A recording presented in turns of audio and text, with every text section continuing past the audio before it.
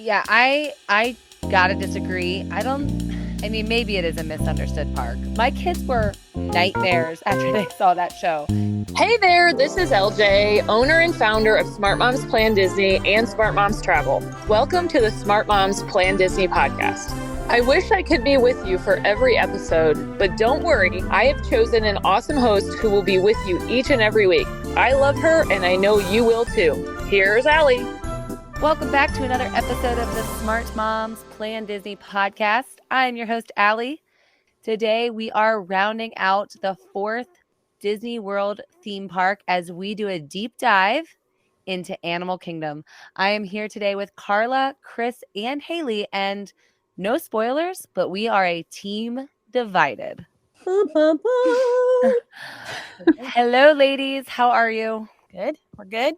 And how are we feeling as we round out the 4 Disney theme parks and enter Animal Kingdom territory? I mean, I feel like this is maybe the 4th park because it's kind of like the last on my list. It is saving the best for last. Oh, I like that little spin, Haley. That was a good one. Between us, 2 of us really have a hard time with this park, not because we can't respect what it is, and we will dive into the things that I'll just give it away. Animal Kingdom is not one of my favorite parks, even though I can respect so many things about it.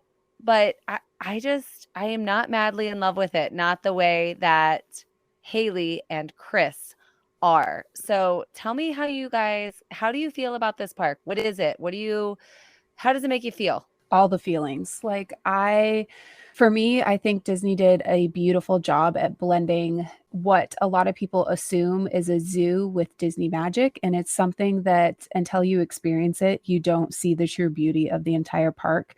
It takes, everything that's fun and thrilling about a theme park like Everest and Flight of Passage.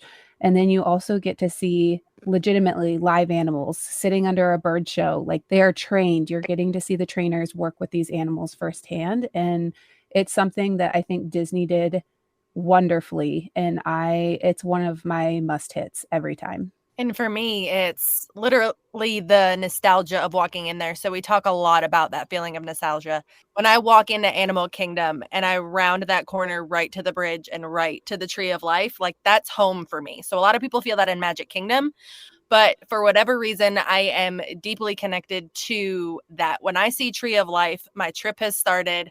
I am there whether I go there the first day or not. It's all throughout my trip is when I hit it. It's a place of calm. It's a place of peace. It's a place full of magic if you turn around in every direction. And I do love that if you go underneath the tree, there's so many different spots to hit under there, animals that you didn't even know existed on that thing. I swear they add them sometimes without us knowing about it. But I feel like it's the most misunderstood park too. So yeah, I gotta disagree. Maybe it is a misunderstood park. I love that you have that deep connection to it, and I can totally respect it. But like so many of the things we've talked about on this show, I was there the year this park opened. I can remember the hype leading up to it. This was the 90s, right? So I believe my family got a pamphlet mailed to us about the hype of this new park and how exciting it was going to be. And I do remember the Tree of Life, my first time seeing it and getting up close to it. But honestly, I don't think I have any real childhood memories tied into this park, and I went to it as a child. I don't know why I could never get that emotional connection to it, but it just was not something that piqued my interest. It was always my least favorite day of the trip. I do remember riding Dinosaur and absolutely bruising my dad's ribs from digging my head because I was so scared. But I don't have any real memories tied to it. It's not, and certainly back then when it opened, Pandora, the world of Avatar, was not there. And so they are working all the time on changing and evolving it. But I don't feel that nostalgia that you feel. So I do have a question though for everybody is, before we get into it, would you consider yourself an animal person? Because I think that might have a play into things. Do you consider yourself not just, cats and dogs, but truly an animal person or not? I think that is a great question. And I think my true answer is no. I love giraffes and lions and especially tigers. I have a great appreciation for them. I'm from Cincinnati. We have an amazing zoo here. I don't always love going to the zoo, and not to belittle what Animal Kingdom is, because, is it more than a zoo? Sure.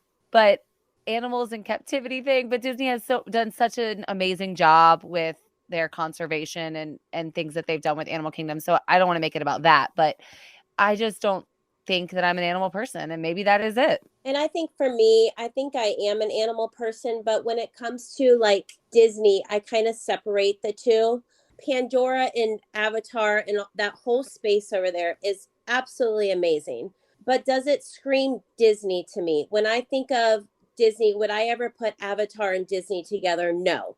And then you have the whole Dino Land, which again, I love the look of this land, but nothing about it screams Disney. Am I going? Yes, I'm going because my kids want to go. They want to see the animals. But to make that trek over there just for the animals, it's just hard for me to fit that in during our trips. And I think that you hit the nail on the head with that. That is exactly how I feel. I love everything about the Disney bubble. And when I go into Animal Kingdom, I think I feel like I'm leaving that bubble. And for some, I can see where that's appealing. And maybe that's why they love it. But I think you're right. That is part of my issue with it, And I know that you mentioned this before. The park in itself is spectacular. I don't think that the amount of detail that they put into that park is at any of the other parks. Last time I was there, we were walking around, and I think that you so often forget to do this at Disney parks. Taking that moment to like look up, to look around, to look at the walls, to look at your surroundings. So taking that moment to just like really take in the effort that went into creating this park, and everything from like the bathrooms, the restaurants, the ground in Pandora. There's nothing like it at any of the other parks. But again, it's like its own little world that for me just doesn't equate to Disney World. And for me, I would say I love animals through and through, all of them but spiders. That's a different category.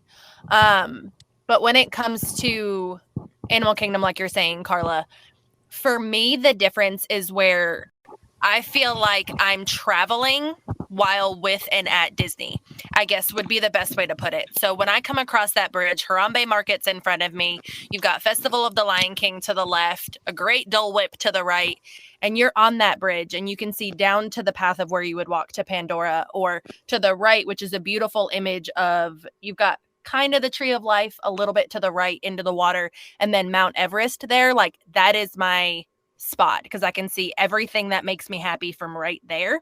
And I guess knowing I get to travel from country to country per se, Disney style, without spending, a bunch of money to go on an Adventures by Disney. That's where like the difference is for me, but it is totally 100% completely different, like you said, than any of the other Disney parks. So the details are there.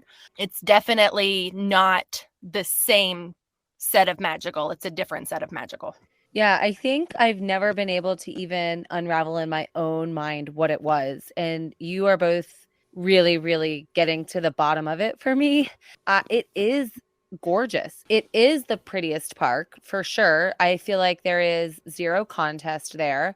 And this is speaking from somebody who, this is my least favorite of the four parks. It is the best views, the best ambiance in that way, and potentially has the best food. That would be an up in the air. I think we talked about like with Epcot last week and definitely mentioned on the dining episode, but the flavors are so delicious at Animal Kingdom. So there is a lot to celebrate, but you guys are doing such a good job digging into why this is not my favorite park, even though it has those things going for it.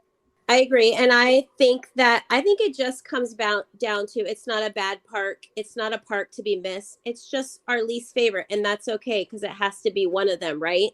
You and I, Allie, I think we just take more enjoyment in those more Disney type things. And I still, relish my time there. It's just, Of the four, there has to be one. It just happens to be Animal Kingdom. But I totally agree with you that it probably is my favorite park for food, for drinks, and kind of just relaxing. I think that all of the other parks are, you really have to be like hyped up and on your game, and here you can kind of take a slower approach, which I think can be appreciated at some point in your trip, that you kind of need that break. That's kind of one of the ways that I like to enjoy it, as kind of like that laid back park day. Do you guys know what I mean? Yeah, totally. Karla, I think you hit it head on with the fact that it is a more relaxed park. You don't feel like you have to rush to the next lightning lane exit or hurry up and get to your character meal or anything like that. There is a lot to just being there and just getting to explore all the different trails and things like that. And a big part of it is too, is because of the way that the stage is set here.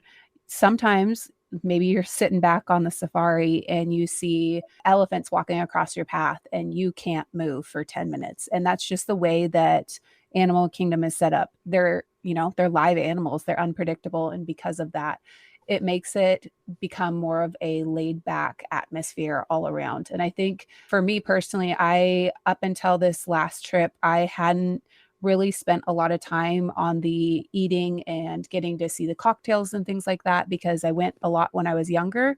Getting to sit at Nomad Lounge for the evening and just sit back, and I had a non-alcoholic drink, and even that was it was wonderful. It was a great, non-alcoholic drink, and just sitting back and chatting with friends and relaxing. I don't feel like I necessarily have that same opportunity at other parks, because I feel that pressure to be hitting the next roller coaster or just going to the next thing that we have to see. Whereas Animal Kingdom, I don't feel that pressure.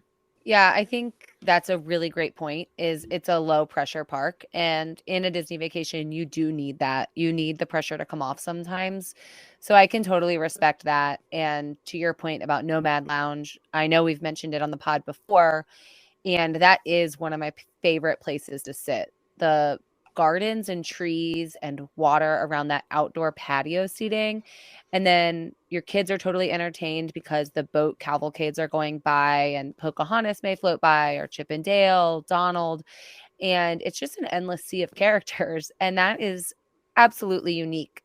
It does not happen like that at any other parks. I think that's something that can truly be celebrated and is so lovely. And then, just as I believe it was Haley mentioned, the attention to detail around this park is just stunning. I mean, the carvings in the Tree of Life, I can't even wrap my head around them. It actually hurts my brain to try to figure out, I mean, what went into figuring out the layout of that, and which animals made the cut and where they would all go and how many people did it take to carve. It's honestly the seven wonders of Disney World, and it would be like number one.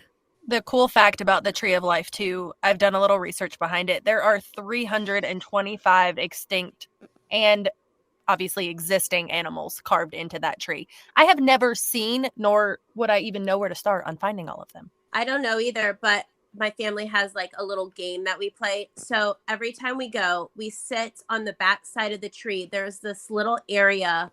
It's over by Mr. Kamal's, where you get the seasoned fries and the pot stickers. My kids are obsessed with both of those things. So we get a couple orders of each, and then we sit along this little quiet area that's on the water, and we are facing the Tree of Life, the backside. We always play this game where one of us says an animal, and then whoever sees the animal and points it out first gets to name the next animal, and then we just keep going around and around. And I tell you, every single time we play this, we're seeing new animals, new creatures. It's kind of like one of those little nostalgic things that my family and I have created. That is so fun. That is so fun. I like little ideas like that. I think I need somebody to plan me an Animal Kingdom day and tell me things like that. And I think I can get to a deeper love and appreciation for Animal Kingdom.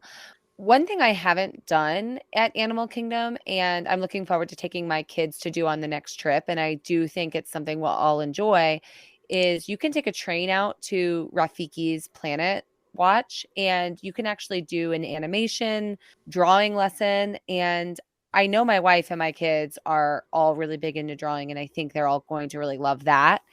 Animal Kingdom also has the Wilderness Explorers activity where you can collect badges and sort of learn along the way. And that's another really fun activity for kids. So The Wilderness Explorers is amazing. I did it with my daughter when we first went. She was just under 3 years old, and she thought it was the coolest thing to be able to navigate the park, which of course she wasn't, but she doesn't know that. She thinks she is telling us exactly which way to go. She's talking to the cast members, and they really do well at interacting with kids of all ages, because we also did it again when we took them 2 years ago to Animal Kingdom as well. And this time we're a blended family. It was my boys' first trip, so my stepsons, and they had a blast doing it too, and trying to find the little scavenger hunts and all of the stands and collect their things so that at the end of the day, when they left that park, they could be a wilderness explorer too.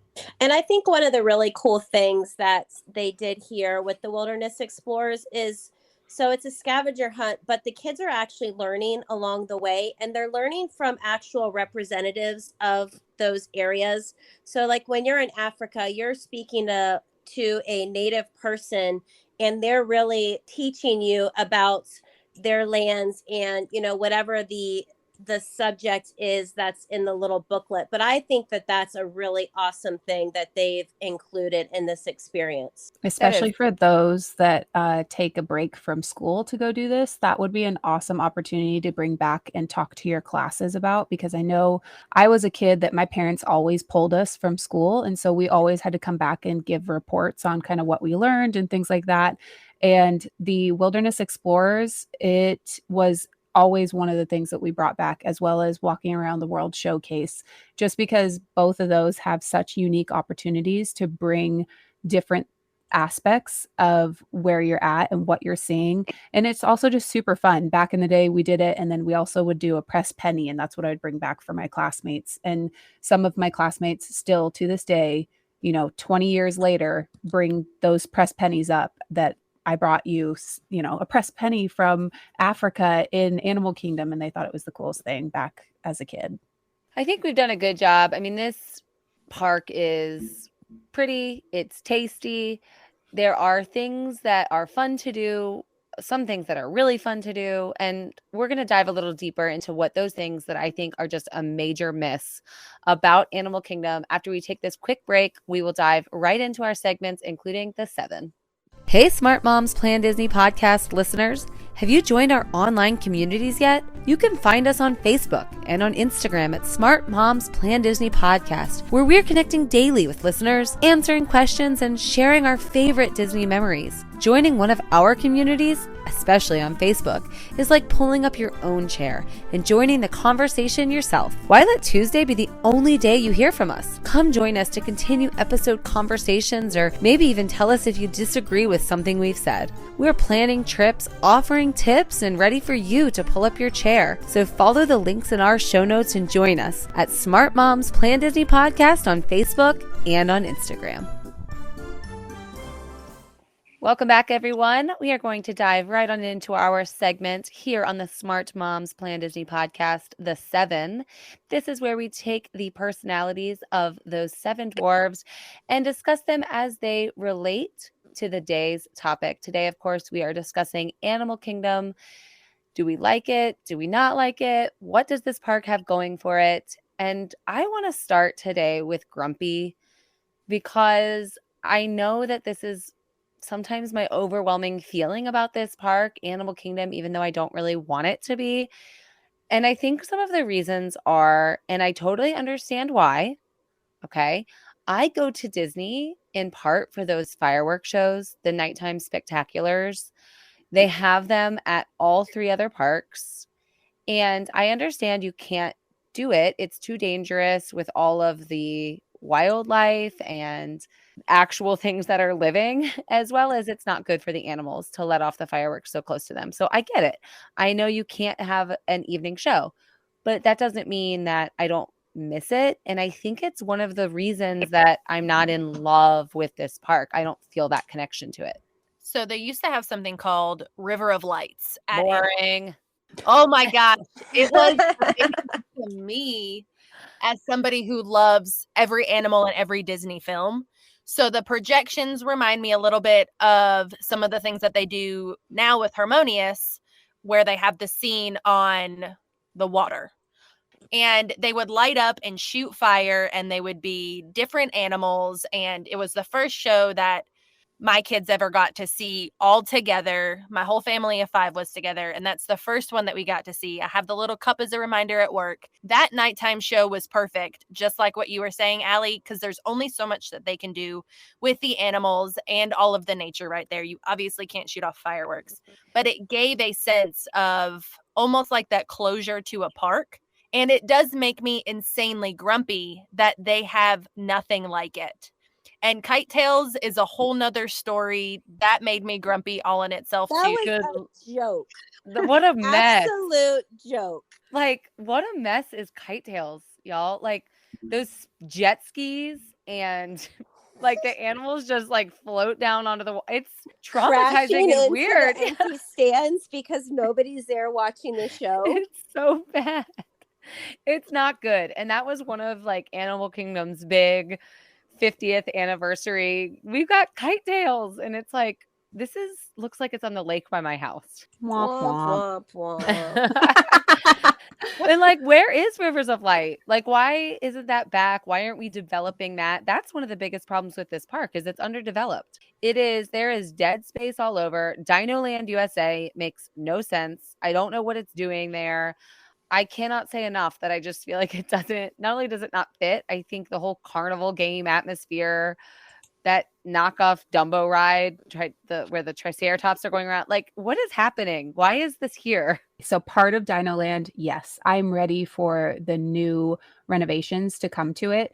There is one part that I really hope that they take in light from, which is that Boneyard Play Yard, because that is, I think, one of the best play yards on Disney property. It is so fun to explore. I remember chasing my sister around back when she was really little. And I think that is one of the major draws to that area, especially for parents with little kids, because it is a great section.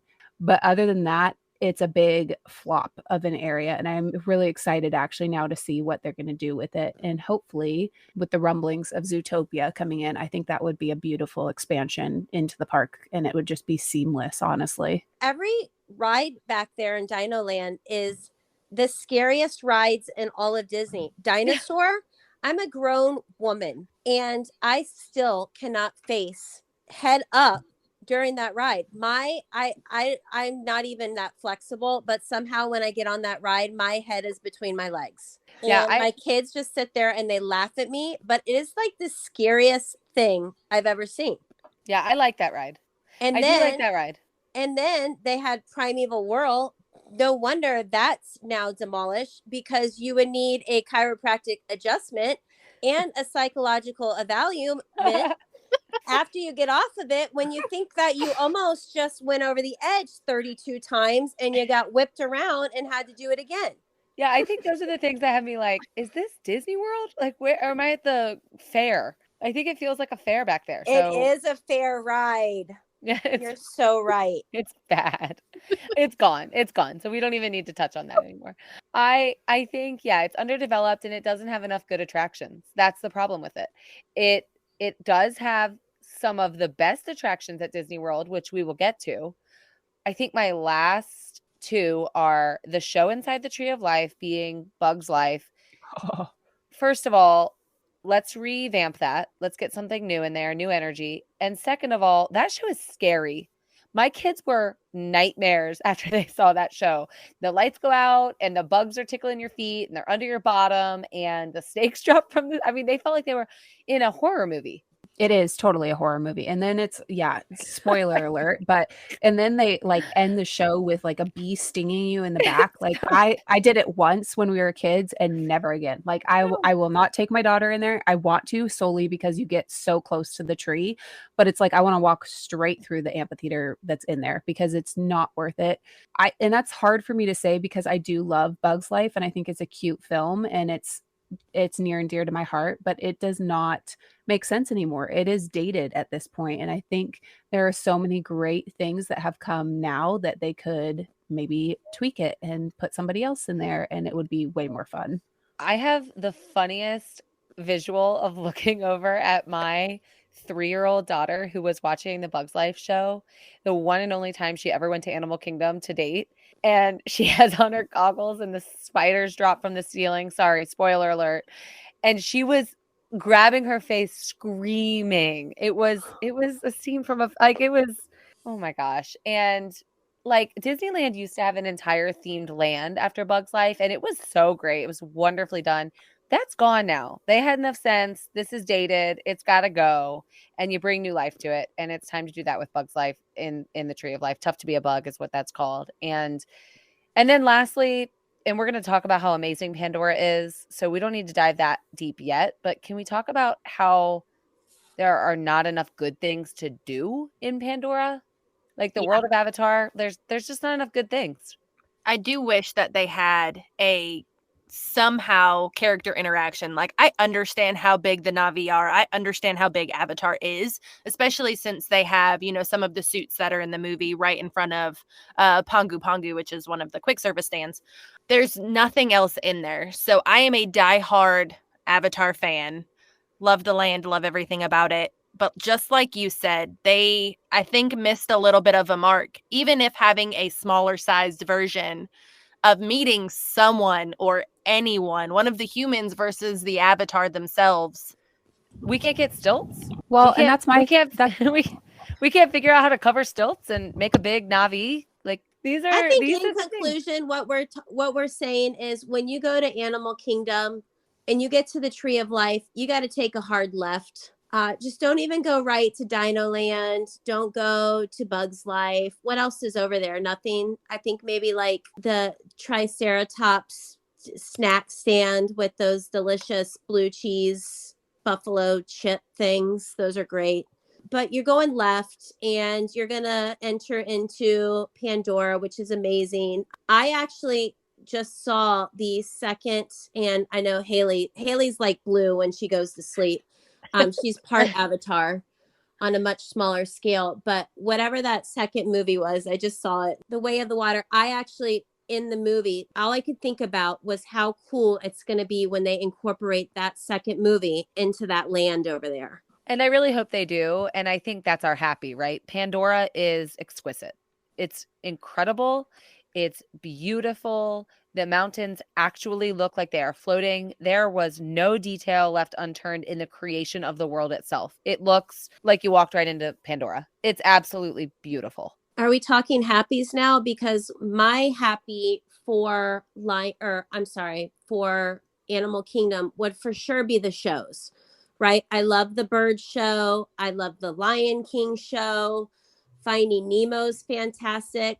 I guess I don't love the bug show. I think that for me, I'm going there for the shows. Hands down. Yeah. Lion King is one of the greatest shows on Disney property. Well, and have you made it over, Allie, to the renovated Nemo show? That one is super fun. And the other thing that I love about that, so most people know this, but Animal Kingdom tends to be a little bit of a warmer park. Like you'll physically be warmer. And the Finding Nemo show is AC'd. It is such a great break in the day to have a little bit of a cool, sit back, relax. And that puppeteering that they do in that show is phenomenal. Yeah, I haven't seen the updated version yet. And I am looking forward to hitting that. I think you are both correct that the shows there are wonderful, save for, of course, it's tough to be a bug.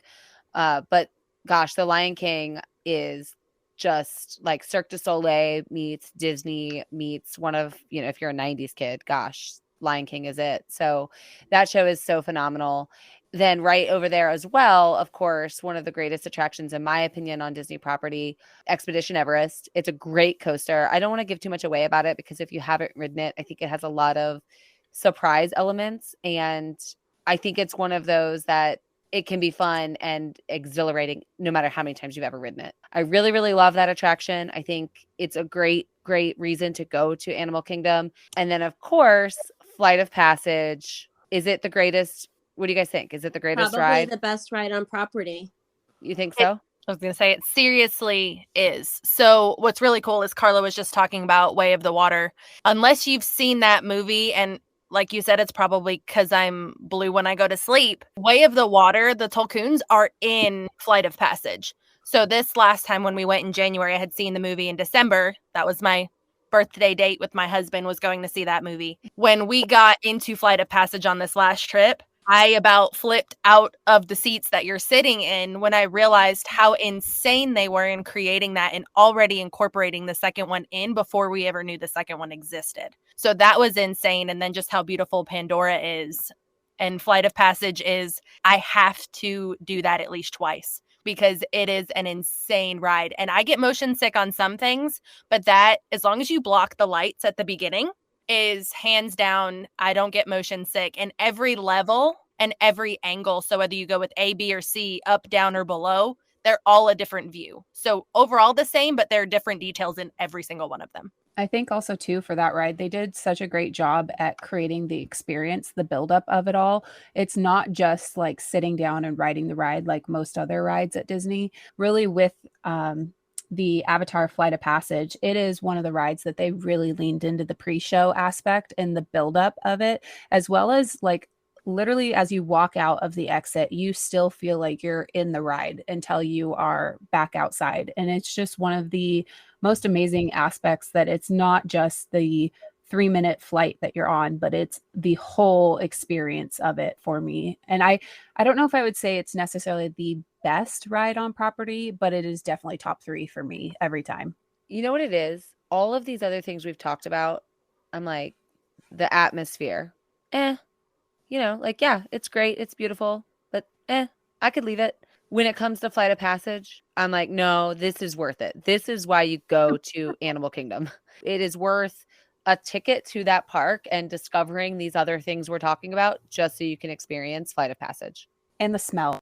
Who doesn't want that smell always in their house? Like, oh, it's glorious. Not only that, but it's one of those rides that they really incorporated all the senses in, right? So your chair, it's moving, you have the sights, you have, water splashing in your face, you have the smells, you have all of those senses being tapped into to the point where when you get off this ride, your mind is blown. I don't know. It doesn't matter how many times I ride it. Every single time I get off and I'm like, that was the most beautiful thing I've ever seen. I normally have like a little speckle of tear in my eye. And I'm just like, every time I'm mind blown. And I think the other thing that I'm really happy about is they are expanding finally. Chris, you mentioned this a bit ago. Zootopia is the best move that I think Disney could have made. I think Zootopia is a perfect film. I love it. I think it is a no-brainer that this comes to Animal Kingdom and gets its own area with attractions and theming and a whole world. It's perfect. And I think if done well, which it's Disney, hello, it's going to be done well. I think it's enough to make me fall in love with this park. That is something that is going to be incredible. I think that area is going to be fantastic. I have so many memories of my daughter and I watching that when it came out and singing and dancing and all over any part of the house. The second she heard it, she'd come running down the stairs. That, like you said, when Disney does things, they do it well. And if this is all that they've said it's going to be, I am so excited to see it added to it's my favorite park. But like you said, too, it'll make some people that are on the fence about that park maybe want to go a little bit more because it is more of a modern movie than some of the ones that they have in there too. Definitely. Can we talk a little bit about what we're avoiding? Can we move into Sneezy?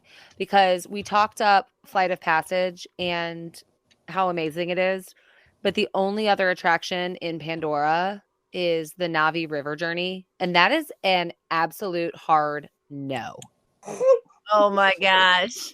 See, I love that ride, but that's because I am such a huge Avatar person. So I love the details. I love seeing something different every time when you go under the leaves and you see the little feet of the animals. But I do understand too that if you are not as diehard as I am, that it's just another ride in a boat that you kind of float around, something that looks cool. No, that's just I did it. I checked the box, but I'm not going back for that one. And what Especially if it has more than a 5-minute wait. Like, no. Well, and it always does. That's the thing. It always has a long wait because people think, well, Flight of Passage is so unreal. This has to be great too. And it's one of, honestly, the few things that a small child can ride. A little kid cannot ride Everest, cannot ride Cali River Rapids, cannot ride Flight of Passage. Obviously, there's so many attractions there that a small child can't ride. Navi River Journey is supposed to be their headliner in Pandora, so most families will do it. And yeah, it's nothing special in my opinion. It's a box check. To that point, what I just said, Cali River Rapids, I'm avoiding that as well. But that's just because I really, really don't like being wet. That is one of the rides I love to ride, but that's because we have such nostalgia from that ride. We used to ride it every time as a family, and we would just laugh our heads off. It depends on, I think, if you can fill a boat, it makes, or one of the little like rafts, it makes it that much more fun.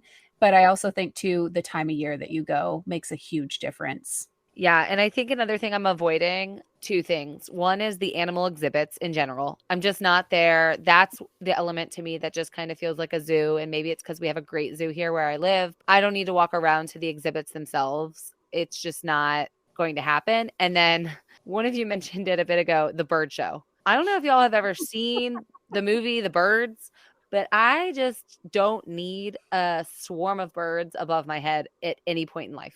I love the bird show. I will fight you over the bird show. When that bald eagle comes out, I get all the goosebumps.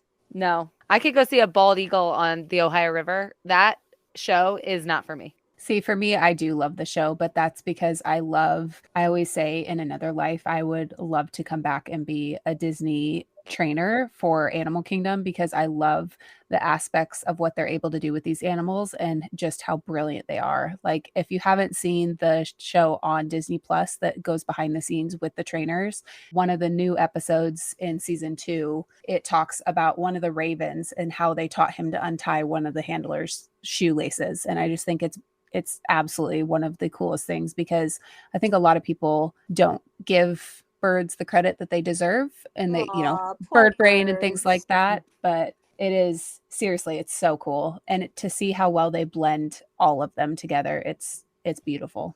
I know what I'm avoiding. I'm avoiding Animal Kingdom during the summertime. One of you guys mentioned how hot it is there. Have you guys ever heard the fact that the lions in the lion part of the safari, how the lions get air conditioned underneath their rocks so that they lay up there and that they're visible? No, I had no idea. Where's our air condition? Has anybody else? Did I just hear that? Did I just make that fact up? No, I'm pretty sure that's a known thing. Well, I'm telling you, if they had some air condition somewhere in Animal Kingdom, then maybe I would want to stay there a little bit longer. It's a massively large, very hot park. So I want to talk then a little bit about strategy. Okay, let's move into Doc because you just made a good point. You're avoiding Animal Kingdom during the summer. Something we haven't touched on that we absolutely have to talk about, obviously, is the Kilimanjaro Safari. Easily one of the most beloved, coveted on Disney property. Chris, you mentioned how it's a different experience every time. Sometimes an animal can get stuck on your path and you're just sitting there. And all of that about the safari is so amazing. It does have a very long wait most of the time. I think a really good, and this is what I follow typically, Animal Kingdom strategy is rope drop that safari. It's great in the morning before it's super hot. You get there, you beat the line, you ride it, you check it off. Then maybe you're going to have breakfast at Tusker House with the characters in their safari gear. It's all right there. It's great. I would purchase the individual lightning lane for Flight of Passage, so you have your way on that. And then I would single rider line Everest because the little ones in your group aren't going to be able to ride it anyway. And so you just hit it up single rider, those that want to ride.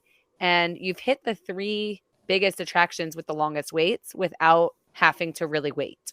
I would definitely round that out and then hit one of the shows too, because you're looking at midday a little bit at that point. You're going to need a little bit of a break, sit down, relax. Definitely hit up either the Nemo show or Lion King show. Nemo is closest to Everest, and that will give a good little break for, especially if you're tagging along with those little ones, give them a little bit of a chance to have their feet up and enjoy the bubbles and under the sea. It is amazing. The one thing I will say about the safari is like you said, if you rope drop that, they are typically feeding the animals first thing in the morning, and they will feed them closer to the drive paths. So you're more likely to see more of the animals. And Karla, you are 100% right. They do actually temperature control the lions' rocks that they lay on, and they temperature control them year round. So they make sure they try to keep them there so that everybody can see them. Not only that, but in the mornings, have you guys ever been on the safari in the mornings and the lions do they howl? What do they do? What do lions do? They're Roar. roaring. They're Roar. roaring. And it's Can we like get the craziest sound you've ever heard. And you're like, what is that? And it's the lions. Karla, Yeah. can you demonstrate that sound for us? No, apparently I can't. I was going to say, actually, the answer is no, she can't. It is really cool. And not only that, if you can get on it first thing in the morning and then your last ride of the night or at dusk when the sun's going down, because again, those animals are always super active because it's not the heat of the day. And I just think that the viewing at those times and what you're going to see is like, you're not going to see that in the heat of the day. Yeah, and that's a good point because it's the park that opens the earliest. It can sometimes be open an hour before the other parks. So it's a great one for a day, maybe where you're not super tired at the end of your trip. Maybe you start your trip with Animal Kingdom. You've got a lot of energy. You get up super early and you rope drop because by midday, you're going to have knocked out, if you strategize well, most of the big stuff. You could go take a midday break back at your resort. Once you get back to your resort, you can swim and use the pool for those hot hours and then head back for the early evening and dusk, maybe hit the safari again. Let's use that right there to transition into Sleepy. Which resorts, if you're focusing on Animal Kingdom, I mean, is it obvious? Where are you staying? Animal Kingdom Lodge. Savannah View right on the side. I prefer Kristanie over Jumbo. Most people would disagree with me. But I'm staying at Kristanie. I know it is bigger. I know it is a mile walk to my room. But that Savannah View is hands down the best. And you can walk over to Jumbo. It's super close. It's really not that far of a walk. And yes, you can use the pool at both. You have access to them because you're staying at Animal Kingdom Lodge. But you got Boma over there. You've got great food. Sanaa downstairs is in Kristanie too, which is one of my favorites. And when I stay there, I love that it's deluxe. So you get that 30-minute extra entry for staying on resort property. And when I use that, I'm going to pop back for 2 seconds and say I run to Everest first if it's an adult only trip.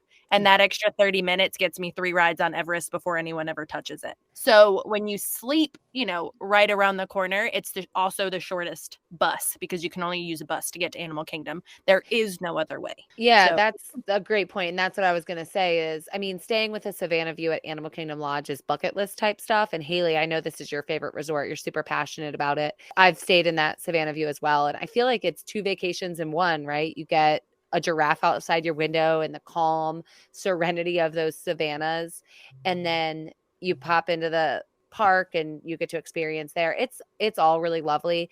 It's important to say if Animal Kingdom Lodge is out of your budget, but Animal Kingdom Park is one of your priorities, another good resort to consider is Coronado Springs. And I say that because it's a moderate resort. It has a really deluxe feel. It's gorgeous. It's so nice. But it's moderate pricing, so you're going to get it a little less. And it's also in the Animal Kingdom resort area, right? So you're going to be closer to Animal Kingdom, shorter bus ride. And as you said, to your point, Haley, it is a bus ride no matter what resort you're staying on because buses are the only way to get to Animal Kingdom. So it doesn't matter if you're on the monorail or the Skyliner. None of that matters because you're taking a bus no matter what to Animal Kingdom. Hands down. And Coronado is amazing too. I've been able to stay at both. Obviously, the closer to Animal Kingdom, the better for me. And there's so many different options as far as how you stay out there. So you can stay in the main tower, which I love. The point you just made is it really is more budget friendly if you can't do Animal Kingdom Lodge. And it's also a moderate resort with an insane deluxe feel. Yeah, it's perfect. And I know you mentioned the dining there at Animal Kingdom Lodge. It's hands down, like you said, Sanaa is one of my favorite restaurants. It doesn't matter where I'm staying on property. I am always making the time to go to Sanaa, like during that sundown hour where I can get like a table by the window. And then again, all those animals are super active as the sun's going down. And to have that as your view when you're enjoying dinner, it's amazing. It really is. What do you think when it comes to Animal Kingdom, you or when we're all working as Smart Moms travel agents, our clients, what do you think they're bashful about? What are the things that they're uncertain of or you're uncertain of or maybe just a little bit too bashful to ask? One of the number one questions I always get is, isn't it just a zoo? And clearly, I think we've talked about it enough that it is more than just a zoo. There are a lot of zoo-like aspects because of the live animals, but you don't get the same types of things stepping into the world of Avatar and Pandora and jumping on Everest. Like you're not going to get that at your local zoo by any means. Yeah, Pandora, which for any Smart Moms travel agents listening today is our hidden Mickey is Pandora, but they don't have that at the Cincinnati Zoo, So it is greater. And I think another big one is it a full day park? I'm not actually convinced that it has to be. This is one of my favorite hopping parks because I feel like I can personally check off most of the things I want. But if you want to dig into literally everything they have, the Rafiki's Planet Watch and all the shows we talked about, you're going to need a full day, but you're going to fill a full day also with breaks and downtime and leisure. And that's nice too. Yeah. And for when it comes to Animal Kingdom, just like you're saying, it closes early. So to me, even being an avid Animal Kingdom lover, what I'm doing is I'm rope dropping Animal Kingdom. I'm staying till close, which is usually around 7, 8 o'clock at night. And then I'm taking either a dinner break at a resort or I'm hopping back to change. And then I'm closing out the park at one that stays open later. And generally that's Epcot. So when it comes to your point of, is it a full day park? I get that question all of the time. And a few of my clients lately, it's been, well, my kids just don't like animals to the point of, is it more than a zoo? Yes, it definitely is. And that's where we bring back to Wilderness Explorers. There's so many things for your kids to do there and things to see. And then one more thing that I tend to hear is, will I see Minnie and Mickey? Will I be able to meet, any of the characters? Is there character dining? And yes.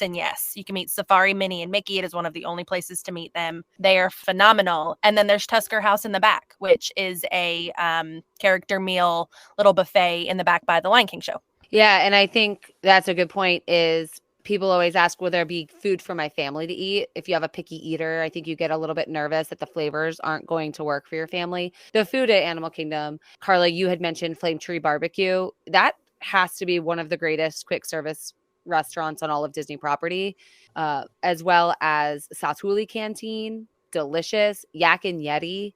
Mm-hmm. Is that not one of the best meals you can eat? Yak and Yeti? I mean, it's amazing. Well, and also with Yak and Yeti is they also have that walk-up window. So you can do quick service there on top of the actual sit down, which I think is phenomenal because not many places at Disney offer that. Yeah, my kids have never had a problem finding food at any of those places to eat. And then, of course, we love the cocktails at pretty much every bar location. There are several of them all around Animal Kingdom, and we love all of that. Friends of mine love the green beer you can get there. That's not really my thing, but gosh, if you love St. Patrick's Day, you can have green beer year round. It's great, if that's your thing. So there's a lot when it comes to food and drink that your family can find to enjoy, even the pickiest of eaters. Mm-hmm. I think that leads to my dopey, and y'all disagree if you want, but I think one of the biggest, silliest mistakes you can make when it comes to Animal Kingdom is please do not have your Smart Moms travel agent reserve the Rainforest Cafe as your dining reservation on your Animal Kingdom day. Seriously. It's phenomenal. It's not. No, I say phenomenal as in good gosh, what you think it would be. So you think it's going to be phenomenal. Let me rephrase that. But it's mediocre. It's bringing a chain into Disney where nothing is a chain, right? So go to Tiffin's, go to Tusker House, go literally anywhere else. Literally anywhere else. Go Do not Pizza Saurus, and you will have a better experience than you will at the Rainforest Cafe. We're not going to Animal Kingdom with all these flavors and eating at a chain. We're not doing it. Do not do it. I have to put my foot down. If you book a trip with me, I'm going to talk you out of that. That is the biggest mistake you can make. Don't do it. And I think another mistake would be spending multiple days at Animal Kingdom. I don't think you need a multi-day ticket for that. You're much better off experiencing one of the other parks 2 days, I believe. And I think also not starting it in the morning, getting there early and hitting up some of those the way we have discussed. I think those are your mistakes. And if you avoid those, you're going to have a much better overall experience.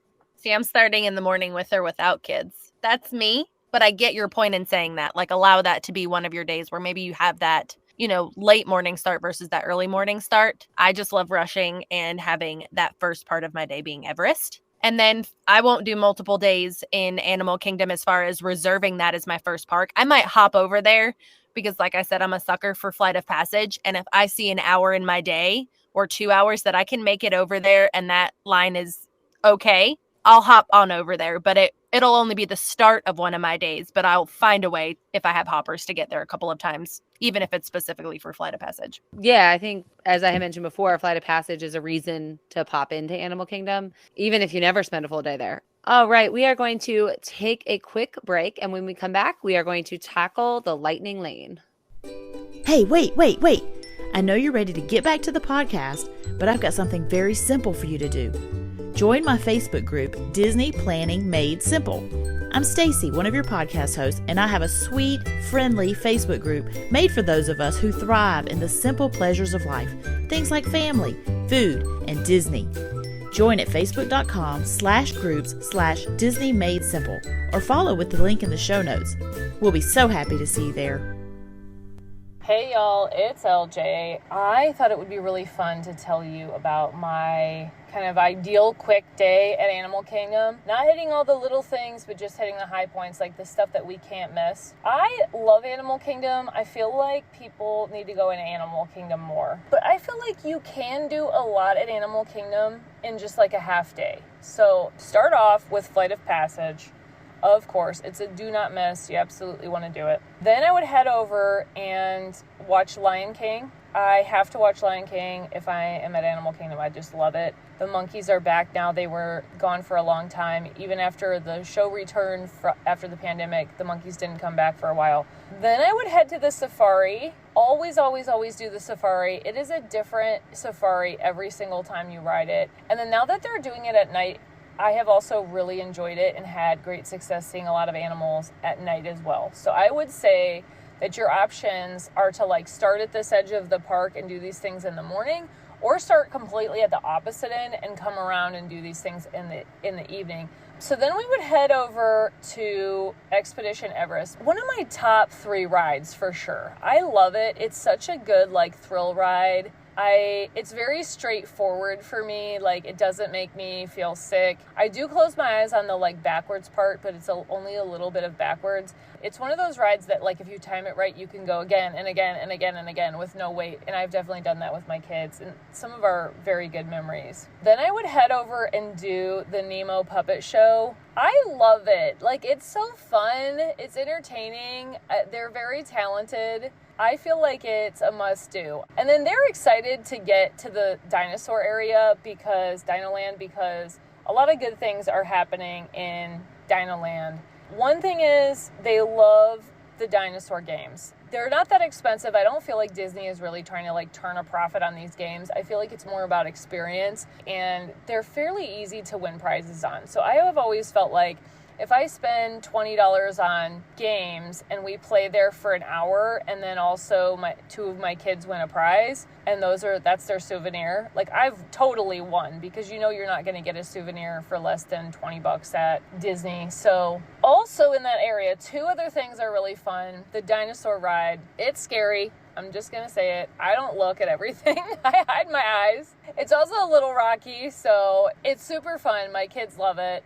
My kids' absolute most favorite thing in the park is the Boneyard. It's the playground that's in Animal Kingdom. I feel like Disney really got this like very, very right, and my kids could just play there all day. So absolutely schedule in a good amount of time for your kids to play there. And please don't skip Animal Kingdom. Like, if you are thinking you want to skip Animal Kingdom, just don't. Like, at least give yourself a half day there. So always keep that in mind, and feel free to add yourself some more Disney mid-trip if you ever need to. Hey there, friends. I'm Katie Boone, one of your podcast co-hosts. I'd love to invite you to join my Facebook Disney planning community called Planning Disney with Babies, Toddlers, and Preschoolers. In my group, I love discussing all the aspects of planning your magical vacation with little ones. Find my community at facebook.com/groups/Plan Disney with Little Ones. Again, that's facebook.com/groups/Plan Disney with Little Ones. When you join, don't forget to tell me you heard about my group on the podcast. See you there. Welcome back, everyone. We are going to dive into the lightning lane now, where we rapid fire questions to sum up today's discussion on Animal Kingdom. Are you ladies ready for your fast answers? We are ready. All right, here we go. Chris, what is your favorite ride? Everest. Carla, what is your least favorite ride? The Navi River Journey. Haley, what is your least favorite ride? Dinosaur. Ooh. Chris, what is your favorite show? Lion King for sure. Carla, what is your favorite show? The Bird Show. Gross. Carla, what is your favorite themed area? Pandora. Duh.